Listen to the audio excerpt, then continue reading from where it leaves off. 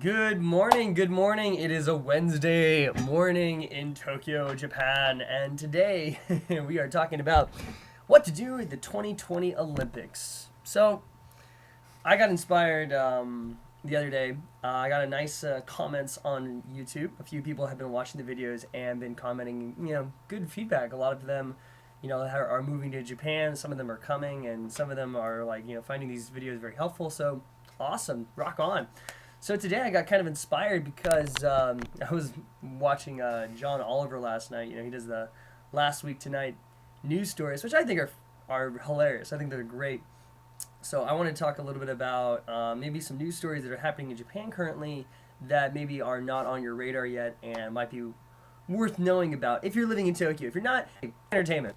And so today we're going to talk about currently, it's not new news, but it is news that is in Japan, that the 2020 Olympics are coming to Tokyo. They're coming to Tokyo, Japan. It's major, and they've been talking about this. I forget the announcement. I think the announcement was in 2013. I want to say, and people have just been in hiatus. There are already people trying to learn more English. There's more businesses thinking about what to do when we get this influx of people. Now the Olympics are not that long, and so it's kind of amazing that they're already planning for this type of thing just for like a month or a few months of worth of business. But yeah, people are really excited about this. This is a way for them to shine in the world. This is a way for them to kind of show the world what they've done since the last Olympics, or maybe bring to light some of the things that they didn't know about Tokyo and some of its culture.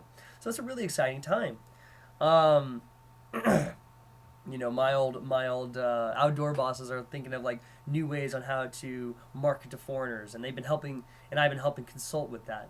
And I even have friends who are going to be trying out for the 2020 Olympics. I have Alex, who's the judo champion. He wants to do the Olympics, and Alex, you're watching this, you can do it. And I got you know Taku, who's going to be doing the kayaking slalom race. I hope he does. I think he will. I think he can. He can. Yes, he can. And so we're going to talk about today what to do if you're thinking of coming for the 2020 Olympics. Now, the reason we're putting this up is Japan's like expensive, and it's huge, and it's basically got 40 million people all living in one area. It's already going to be crowded. If you heard my last one about cherry blossom, the cherry blossom season is like 3 weeks long, and you go to Yoyogi Park, and you're fitting all of Tokyo into a park. It is crowded. It is crazy. It's taking you forever to go to the bathroom. It's taking you forever to like just meet your friends. So I can't imagine how crowded the 2020 Olympics are going to be, especially in one area when you got all of Tokyo and everybody worldwide going into you. So here's some tips I thought might be good to know, might be good, interesting.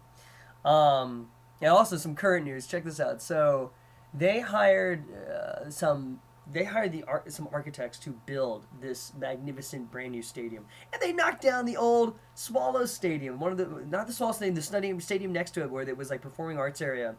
I used to run around that area all the time. I love that area. That place was great. It's right next to the Tokyo Metropolitan Gym, and they tore it down, unfortunately. And they're gonna build this whole new area, brand new area.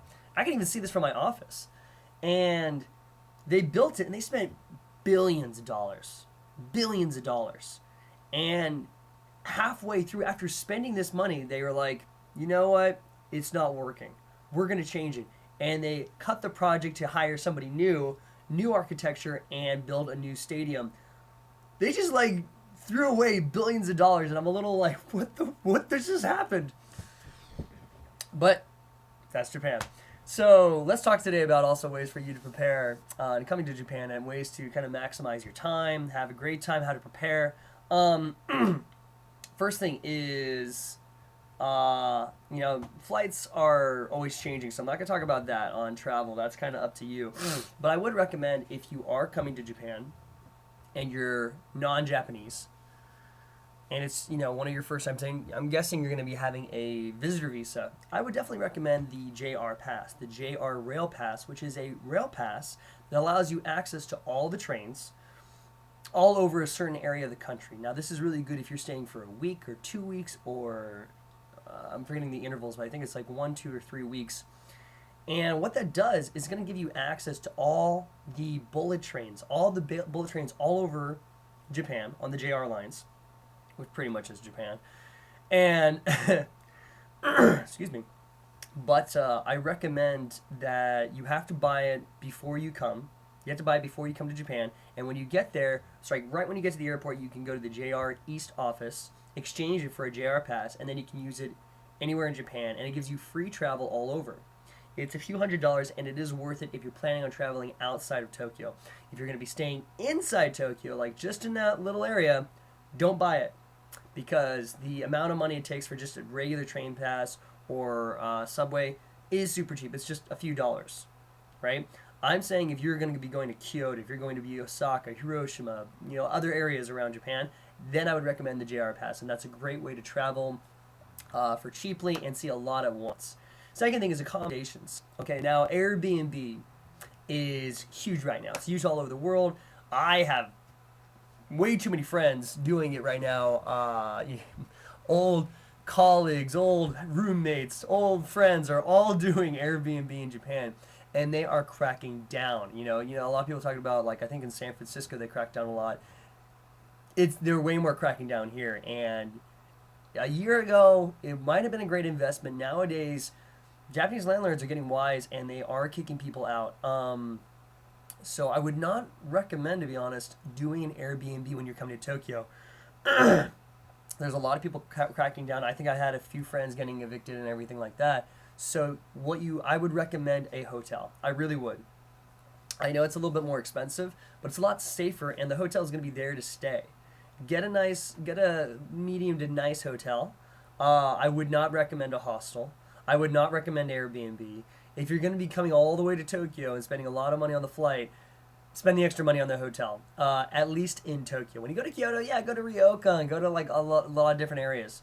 But for Tokyo, better safe than sorry. If you go to a hostel, it's going to be crowded. It's going to be overwhelming. If you go to an Airbnb, they might not be open, but if you reserve a spot by the time you actually come. So it might be, I would say, to be secure, get a hotel. Or find a friend. Find a friend in Tokyo. Find a family. A Japanese family who's willing to, like, hey, you can actually advertise yourself, connect, reach out to people through different ads or Facebook or some other social media platform. Reach out to families in Tokyo. And if you're comfortable with this, if you're traveling by yourself or if you're young, reach out to students, reach out to people, and just say, like, hey, barter system. Just say, hey, I am willing to spend a few hours in the morning teaching you some English if me and my friend can stay at your place, something like that. That would be the way I would do it. That's my style. So do whatever feels good to you. So that's accommodations. Number 3 is like kind of where to go, and this is really kind of tough because of course I'm trying to be in the audience's mindset on this. And I want you guys to see everything, but if you think about it, the most popular areas are already crowded on a normal day. They're going to be epically crowded on Olympic season. So I would recommend a few areas that are not the biggest ones. They're not the biggest ones. I would recommend, let's see here. Where can we point you guys in the right direction? Well, I would first, start connecting online. This is what I always do, is kind of like pre-pave the road before you get here. Reach out to students, reach out to people in Japan who are interested in like learning more about international culture, and maybe you can organize a meetup through that. You can organize a meeting beforehand, like a pen pal system, right? I've done this before. When I first come to Japan, I didn't know anybody, and I think I just reached out online to a few people, and we met up we had great steaks and beer, and it was just like basically a language exchange, and they had a great time, and I learned a lot of new areas that other foreigners were not going to, and that was a way that I did it, But some, everybody's I know going to be going to Tokyo National Museum. A lot of people are going to be going to Tokyo Disneyland for whatever reason. I like Disneyland, but you could kind of do that. Well, I'm from California, so you can kind of do that at home, but. Yeah, think of some new areas that are not the most popular, that are a little bit tucked away. Some great areas. Golden Gai is a great area. to go to the parks. You know, a lot of people are going to be going to Ueno. I would recommend going to Shinjuku Gyoen, which is only 200 yen, but it's beautiful, beautiful. I went there yesterday. It's a beautiful park, but also Kichijoji. Kichijoji is on the Chuo line. Great park, very tucked away. I'm sure it'll be popular, but not as popular as some of the bigger areas is what I'm saying. I'm trying to think about the areas that Japanese people go, but not foreigners not necessarily go all the time, especially travelers. To sightsee, I would recommend definitely going up top the Tokyo Metropolitan Government Building. And a lot of people are going to be going to Tokyo Tower. A lot of people are going to be going to Skytree. I would not recommend doing that, honestly, because those places are going to be, they cost money. Cost a lot of money, actually. And the wait line is crazy, and it's super crowded. I would go to the Tokyo Metropolitan Government Building, and what that is it's in Shinjuku. And you go to the highest place, and it's free, completely free, very little wait. It's completely free, and you can see an entire 360 of all of Tokyo. Beautiful area if you're a photography lover. Great place to go. So Tokyo Metropolitan meeting for that. Yeah, go to Kichijoji. I would recommend Golden Gai for drinking. I would not recommend going to Roppongi. Roppongi is like the party, nightlife kind of area. But to be honest, you could go to any city in any station around Tokyo and you will find drinking places. It's not hard to find. Now, there's the izakaya style, which I'm sure there will be tons of English menus as soon as foreigners start flooding in.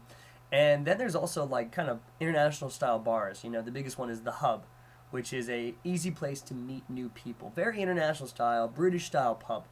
But if you want to go like for more authentic, yeah, go to a izakaya, which is kind of sit down area where you share the food and have drinks. It's cheap. It's very, very fun. And so I recommend that. Okay, so those are just a little tidbits on kind of like, you know, if you're coming to Japan, you're not sure, little tips that I can foresee. You know, things might change because we are a few years away. But I would definitely recommend, yeah, get the JR Pass if you're going to be traveling outside Tokyo. If you're staying inside Tokyo, don't get the JR Pass, because I feel like a lot of people are going to be promoting these. If you're staying within Tokyo, just pay as you go. If you're going outside Tokyo, get the JR Pass. I would recommend getting a hotel or do some kind of barter system with students or Japanese family where maybe you can exchange some English lessons and, you know, for accommodations. And that's a great way. And I guarantee you, if you're going to be staying with a Japanese family, they will take you out because they want to give a good impression about Japan. Do not do Airbnb. Do not do certain areas that are too risky where it's going to be flooded with people and flooded with requests. When you're in Tokyo, yeah, of course, see the Olympics. Jeez. And cheer for your country and Japan. And I would recommend checking out some areas that are not going to be just epically crowded. You know, go to some places that, you know, are going to be open at least. You know, it's going to be crowded. It's going to be crowded no matter where you go, but you don't want to be going to the one where it floods with tourists all the time.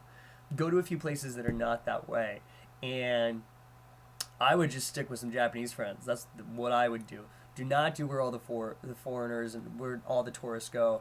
I would, if I was you in your position, I'd be trying to get some Japanese friends, you know, a little bit beforehand, asking them politely what do they recommend, where are they going. Maybe you could tag along. It's a great way to do it. All right, so I hope that's been helpful. 2020 Olympics are coming in.